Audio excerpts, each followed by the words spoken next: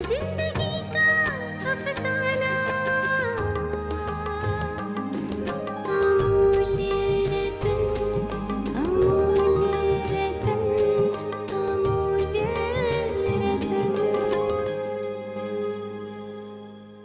ये श्रृंखला सर्व आत्माओं के पिता परमात्मा शिव के द्वारा उच्चारित महावाक्यों के संकलन पर आधारित है।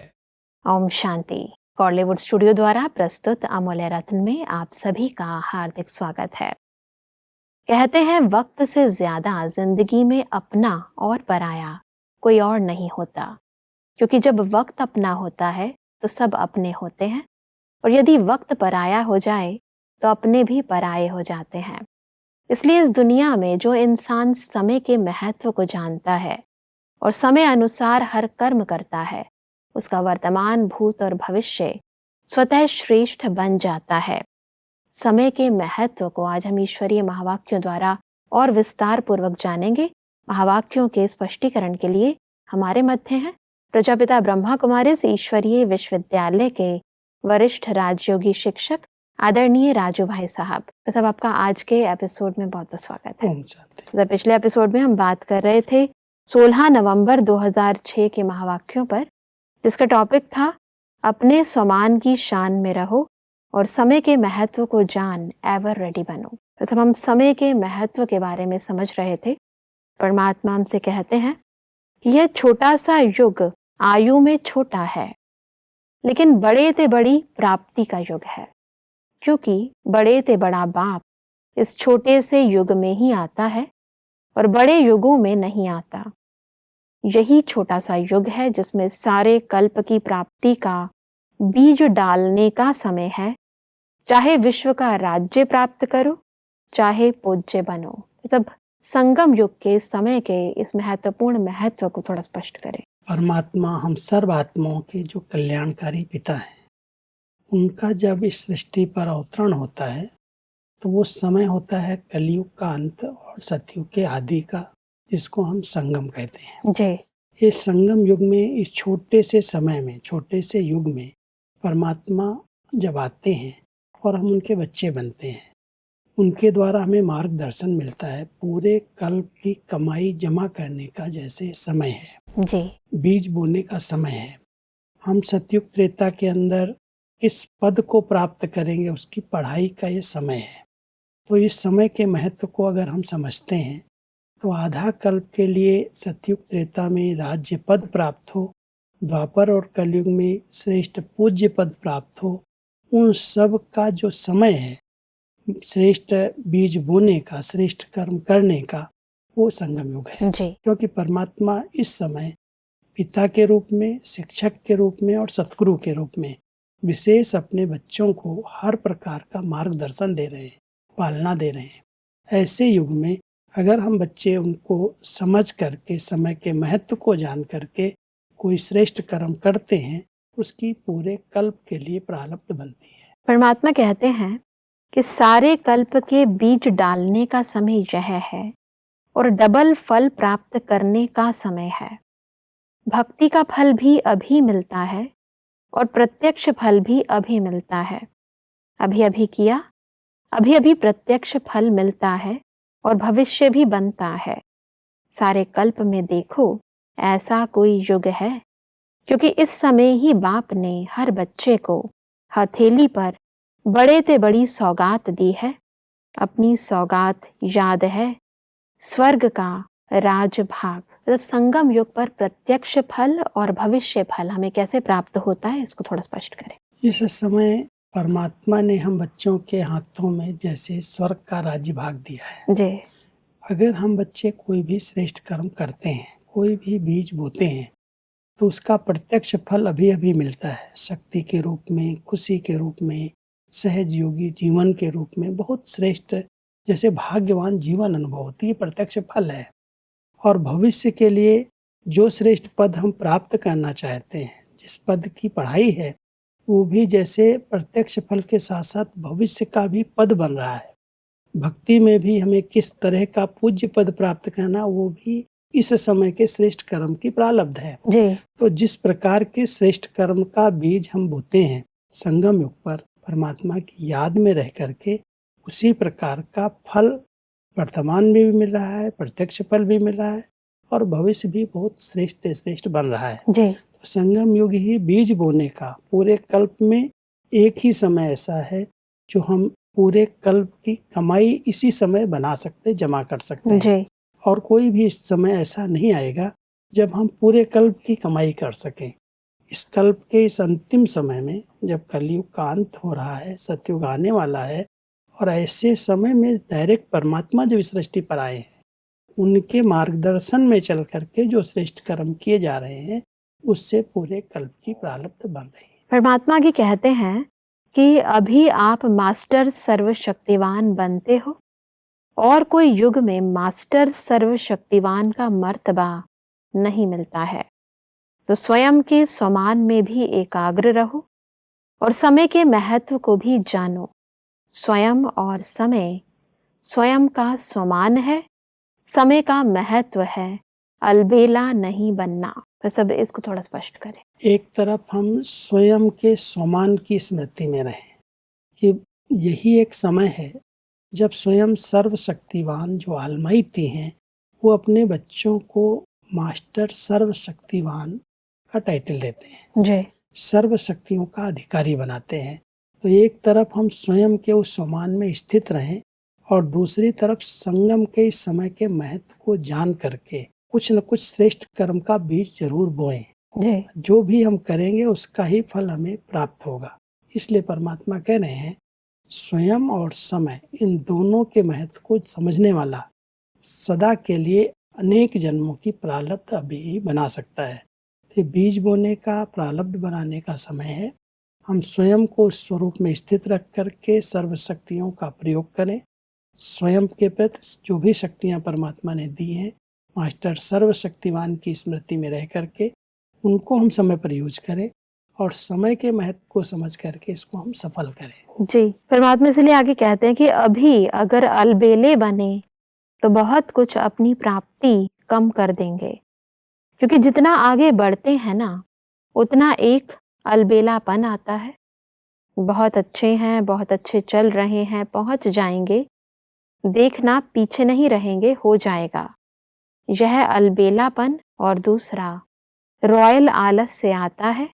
अलबेलापन और आलस से। कब शब्द है आलस से, अब शब्द है तुरंत दान महापुण्य। आलस्य और अलबेलेपन के इन विभिन्न रूपों को स्पष्ट करें। परमात्मा ये शब्द हम बच्चों को समय पर समय स्मृति में दिलाते हैं, क्योंकि ब्राह्मण जीवन में सबसे बड़ा शत्रु आलस्य है। आलस्य अगर आ गया, कर लेंगे, हो जाएगा, समय पड़ा है। कई बार आलस्य के ऐसे शब्द हमारे मुख से निकलते हैं। जो आलसी होते हैं आज का काम कल पर ही छोड़ते हैं, आज नहीं करेंगे। और जो अलबेले होते हैं बन जाएंगे, अभी तो समय है, समय पर हो जाएगा, बाबा जैसा चाहते हैं वैसा हम बन के दिखाएंगे, आज नहीं कल कर लेंगे, परसों कर लेंगे, हो जाएगा। मतलब आलस्य और अलबेलापन, रॉयल आलस्य, ये इस पुरुषार्थ में बहुत बड़ा विघ्न रूप है। इसलिए हर एक ब्राह्मण बच्चे को इन दोनों विकारों पर, बहुत सूक्ष्म है, अलबेलापन और आलस्य, इस पर विजय प्राप्त करके ही नंबर आगे लिया जा सकता है। अमृत वेले के योग में भी कई बार आलस्य आता है। कोई भाग्य बनाने का समय है, बीज बोने का समय है, सफल करने का समय है, कोई सेवा का चांस है, सब कर रहे हैं, मैंने नहीं किया तो क्या हुआ, ये भी एक अलबेलापन है। अगर सब कर रहे हैं तो मेरा भी कुछ अंगुली अगर सहयोग लगेगा तो उसका जो रिटर्न सहयोग का शेयर है वो हमारे खाते में जमा हो जाएगा। अगर मैंने कुछ नहीं किया और सबने कर दिया तो हम वंचित हो जाएंगे। इसलिए परमात्मा कहते हैं आलस्य और अलबेलेपन में अपने इस समय के महत्व को भूल नहीं जाना। समय है बीज बोने का, समय है सफल करने का, और ऐसे समय में अगर आलस्य और अलबेलेपन के अधीन हो गए तो पूरे कल्प की प्रारब्ध से वंचित हो जाओगे। जी। परमात्मा इसलिए आगे कहते हैं कि न स्वमान से उतरना है, न समय के महत्व को भूलना है। अलर्ट, होशियार, खबरदार। आगे बढ़ते हैं। परमात्मा कहते हैं कि स्वयं को रियलाइज करो, स्वयं को ही करो, दूसरे को नहीं, और रियल गोल्ड बनो।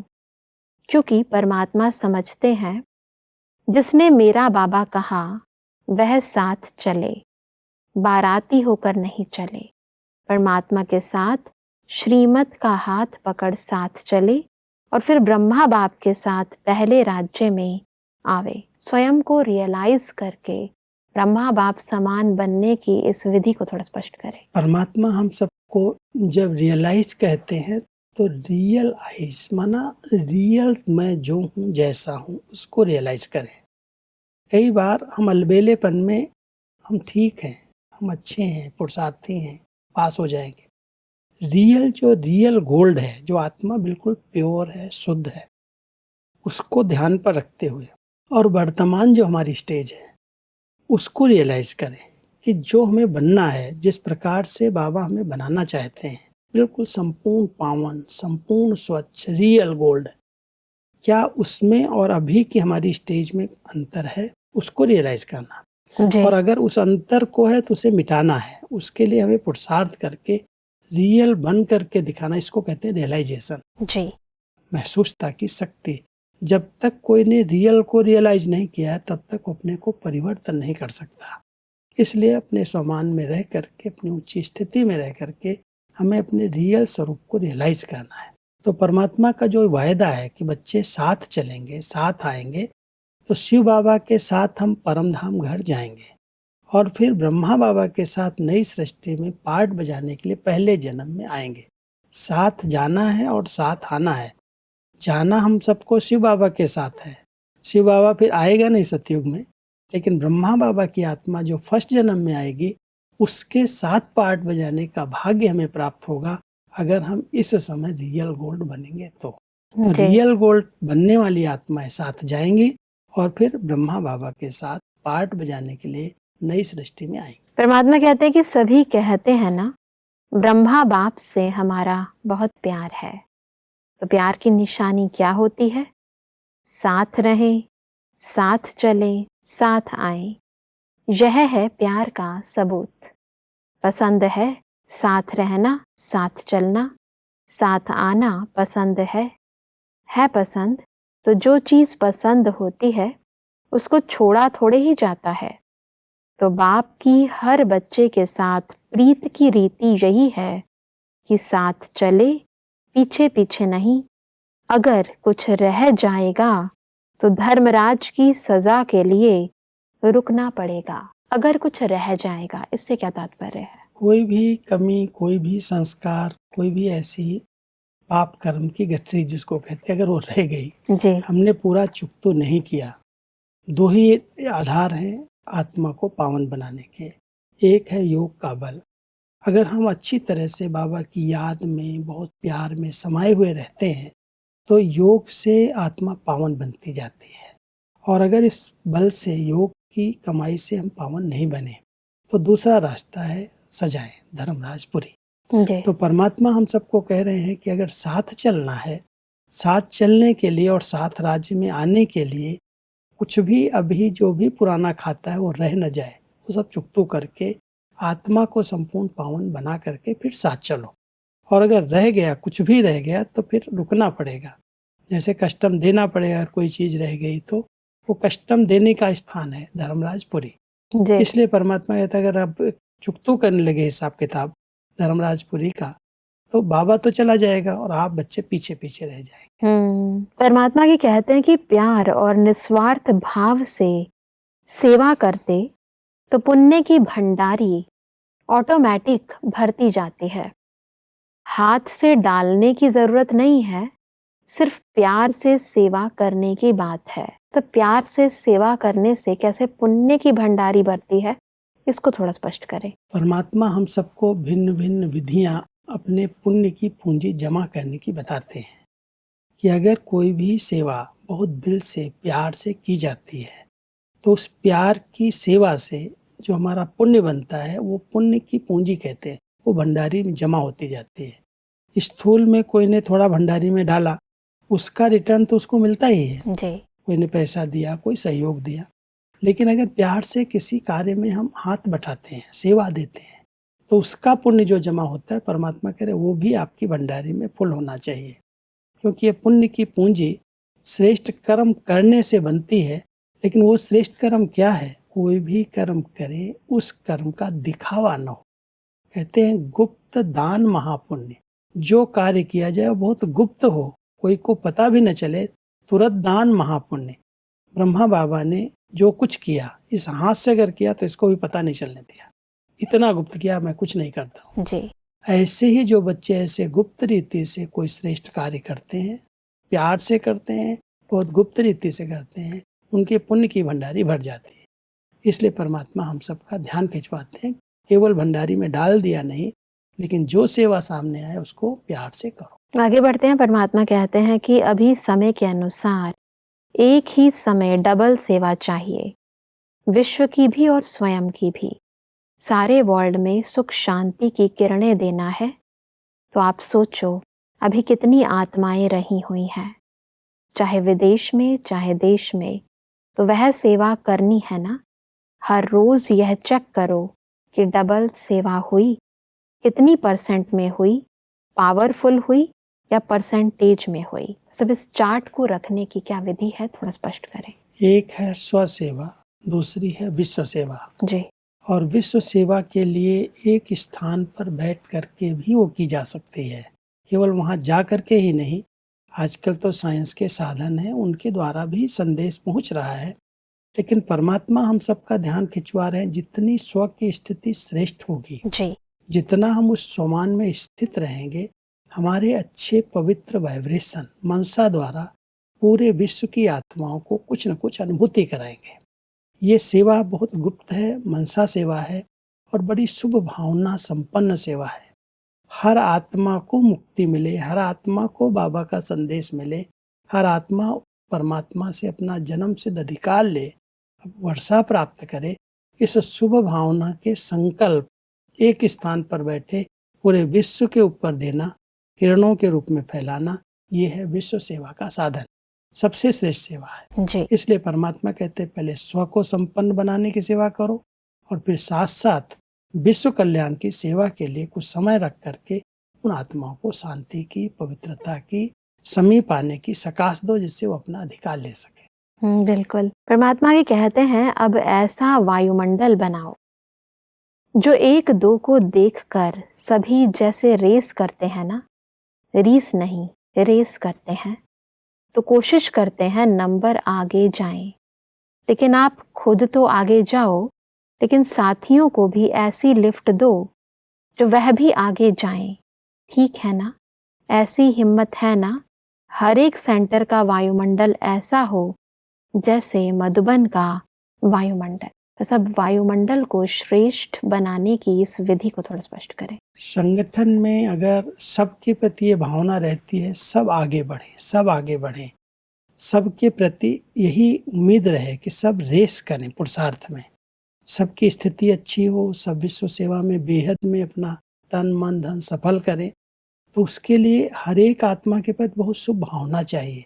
संगठन में हर एक को आगे बढ़ाने की भावना चाहिए। जी। ऐसे नहीं इसने कुछ किया इसका नाम हो गया, इसके अंदर ये कमियां हैं, उसकी ये कमियां हैं। संगठन को एक बनाने के लिए हर एक आत्मा के प्रति बहुत दिल का प्यार चाहिए जी। और साथ साथ हर एक में बहुत फेथ चाहिए, विश्वास चाहिए। प्यार से, लव और फेथ से हम किसी भी आत्मा को संगठन से जोड़ सकते हैं। और जब संगठन में हर आत्मा आगे बढ़े, उन्नति हो, तब विश्व कल्याण की सेवा सफल हो सकती है। इसलिए परमात्मा यहाँ हमको कह रहे हैं कि बच्चे रीस नहीं करो। जी। रीस बहुत नुकसान करती है। रीस माना ईर्ष्या, किसी न किसी प्रकार की जेलसी, ये आगे बढ़ गया, इसका नाम हो गया, इसने क्या किया। कई प्रकार से ब्राह्मण आत्माएं एक दूसरे को पीछे खींच लेती है। बिल्कुल। इसलिए हर एक आत्मा को आगे बढ़ाना, हर एक की विशेषता को देख करके उसको और उत्साहित करना कि हाँ बहुत अच्छा कर रहे हो, और करो और अच्छा रहेगा। यह है संगठन को जोड़ने का तरीका।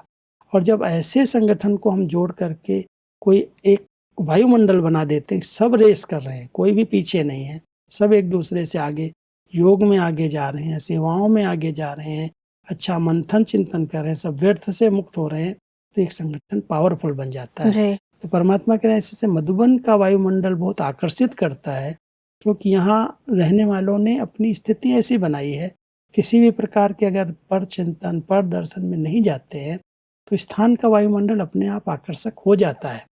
तो ऐसे ही सेवा केंद्रों का वायुमंडल भी इतना आकर्षक हो, जो भी विद्यार्थी आते हैं वो सब एक दूसरे से पुरुषार्थ में रेस करें और आगे बढ़ करके वायुमंडल को पावरफुल बनाएं। इसलिए परमात्मा कहते हैं कि सब सेंटर ऐसे हो जो स्वर्ग का नक्शा हो, तब तो कहेंगे घर घर स्वर्ग बन गया। परमात्मा आगे दादियों से बात करते हुए कहते हैं कि देखो कुछ भी होता है, लेकिन एक बात देखो, चाहे बेड पर हैं चाहे कहाँ भी हैं, लेकिन बाप को नहीं भूले हैं। बाप दिल में समाया हुआ है, ऐसे है ना, देखो कितना अच्छा मुस्कुरा रही है। बाकी आयु बड़ी है और धर्मराजपुरी से टाटा करके जाना है, सजा नहीं खानी है। धर्मराज को भी सिर झुकाना पड़ेगा, स्वागत करनी पड़ेगी ना, टाटा करना पड़ेगा। इसलिए यहाँ थोड़ा बहुत बाप की याद में हिसाब पूरा कर रहे हैं, बाकी कष्ट नहीं है। बीमारी भले है लेकिन दुख की मात्रा नहीं है। तब दादी जी की इस स्थिति को थोड़ा स्पष्ट करें। एक दादी जी नहीं, लेकिन जितनी दादियाँ हैं उन सब ने अपनी ऐसी स्थिति बनाई जो कोई भी कर्म भोग को भोगना के रूप में नहीं भोगा। कोई पुराना हिसाब किताब आया, उनके चेहरे पर उसके चिन्ह नहीं दिखाई दिए, उनके बोल में भी ये नहीं आया कि मुझे बहुत दर्द है, मुझे बहुत तकलीफ है। किसी के सामने भी शरीर का हिसाब किताब आ सकता है, क्योंकि पिछले जन्मों में कहीं न कहीं कोई न कोई गलतियां हर एक से हुई हैं। बिल्कुल। क्योंकि देह मान में रह करके जो कर्म किए गए वो विकर्म बने, पाप कर्म बने, और आधा कल्प का देह मान रहा है, एक जन्म का नहीं। तो आधा कल्प में कितनी आत्माओं ने कितनी बुरे कर्म, पाप कर्म, दुख दिया होगा, दुख लिया होगा। तो इस अंतिम समय में सब चुक तो करना है। तो परमात्मा कहता है आप दादियों को देख करके लगता है कितना मुस्कुरा रहे हैं, कोई भोगना नहीं है, कोई दर्द नहीं, कोई परेशानी का अनुभव नहीं, हिसाब किताब सहज रीति से बाबा की याद से चुक तो कर रहे हैं। बिल्कुल। तो ये एक बहुत बड़ा एग्जाम्पल हमारी दादियों ने रखा। कभी भी उन्होंने ये नहीं कहा मुझे बीमारी है, मुझे दर्द है। डॉक्टर भी आया तो उसको भी उसी से पूछा आप कैसे हो, ये नहीं कहा मैं बीमार हूँ। तो ये स्थिति वही बना सकता है जो बाबा के प्यार में, उनकी याद में समाया हुआ रहता है। तो परमात्मा कहता है अंतिम कुछ घड़ियां जब शरीर छोड़ने की होती हैं, उसी समय महसूसता होती है जो पाप कर्म किए हैं, कुछ घड़ी के लिए ऐसे लगता है जैसे धर्मराज की सजाएं खाई। लेकिन आप आत्माएं जिनके लिए परमात्मा कह रहे हैं, दादियों के लिए, कि जो आप ये कोई भी हिसाब किताब बहुत खुशी खुशी से पूरा कर रही हो, तो धर्मराज आपके आगे सिर झुकाएगा। आप तो खुशी खुशी से उड़न खटोले में, विमान में उड़ करके बाबा के पास आ जाएंगे। तो ये जो हिसाब किताब है, इसको कभी भी ये नहीं कहना मेरे आगे क्यों आ गया, ये पेपर कैसे आ गया। पिछले जन्मों का कोई खाता रहा हुआ है, आया है, चुक तो हो जाएगा। तो सब आज हमने बहुत ही गहराई से समझा कि कैसे हम संगम युग के महत्व को समझकर अपना श्रेष्ठ पुरुषार्थ करें। स्पष्टीकरण के लिए आपका बहुत बहुत धन्यवाद। शांति। दर्शकों, आज के महावाक्यों में परमात्मा ने कहा कि सारे कल्प की प्राप्ति का बीज बोने का यही समय है, अतः हमें संगम युग के अमूल्य समय को व्यर्थ नहीं गंवाना है। परमात्मा ने कहा कि हमें आलस्य और अलबेलेपन को त्याग करके तुरंत दान महापुण्य करना है। परमात्मा ने कहा कि हमें स्वयं को रियलाइज कर रियल गोल्ड बनना है, दूसरों को नहीं देखना, सदा श्रीमत पर चलना है। दर्शकों, आज के महावाक्यों से संबंधित यदि आपके मन में कोई भी प्रश्न है तो आप हमें ईमेल कर सकते हैं। हमारा ईमेल आईडी है amulyaratna@kollywoodstudio.org। अगले एपिसोड में एक और अव्यक्त वाणी के साथ आप सभी के समक्ष हम फिर हाजिर होंगे। तब तक के लिए लेते हैं इजाजत। ओम शांति। मुख्य सार। संगम युग का महत्व। 1. आयु में छोटा लेकिन बड़े ते बड़ी प्राप्ति का युग है, क्योंकि बड़े ते बड़ा बाप इस छोटे से युग में ही आता है और बड़े युगों में नहीं। 2. सारे कल्प की प्राप्ति का बीज डालने का समय है, चाहे विश्व का राज्य प्राप्त करो, चाहे पूज्य बनो। 3. भक्ति का फल भी अभी मिलता और प्रत्यक्ष फल भी अभी मिलता। 4. और कोई युग में मास्टर सर्वशक्तिवान का मर्तबा नहीं मिलता है। प्यार और निस्वार्थ सेवा करो तो पुण्य की भंडारी ऑटोमेटिक भरती जाएगी। अगर कुछ रह जाएगा तो धर्मराज की सजा के लिए रुकना पड़ेगा। अधिक जानकारी के लिए संपर्क करें Amulya Ratan Godlywood studio, Manmohini Van, Shantivan post, Abu road 307510, district Sirohi, Rajasthan. Email ID है amulyaratn@godlywoodstudio.org। इस श्रृंखला को प्रजापिता ब्रह्मा कुमारीज ईश्वरीय विश्वविद्यालय के सेवा केंद्रों पर क्लास में नियमित रूप से चलाने के लिए गॉडलीवुड स्टूडियो से संपर्क करें।